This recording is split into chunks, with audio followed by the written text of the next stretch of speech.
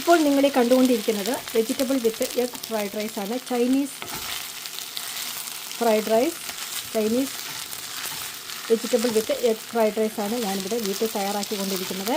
Brown റൈസാണ് ഞാൻ ഇതിന് വേണ്ടി എടുത്തിരിക്കുന്നത്. നമ്മൾ ആ ഫ്രൈഡ് റൈസ് നല്ല ചൂടിൽ നമ്മളിങ്ങനെ ഇളക്കിക്കൊണ്ടേ ഇരിക്കണം. അപ്പോൾ നല്ല ടേസ്റ്റുള്ള നമ്മുടെ എഗ് ഫ്രൈഡ് റൈസ് ഇവിടെ റെഡിയാകും. എഗ് വിത്ത് വെജിറ്റബിൾ ഫ്രൈഡ് റൈസ് വളരെ ഈസിയായിട്ട് തന്നെ നമുക്ക് വീട്ടിൽ തയ്യാറാക്കിയെടുക്കാം.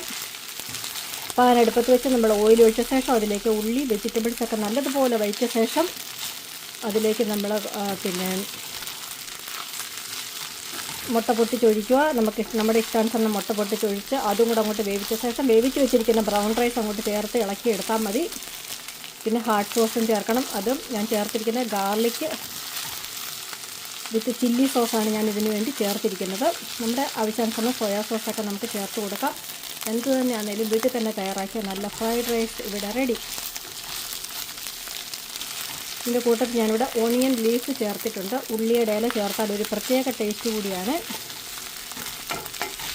ഹോം മെയ്ഡ് വെജിറ്റബിൾ വിത്ത് ചൈനീസ് ഫ്രൈഡ് റൈസ്.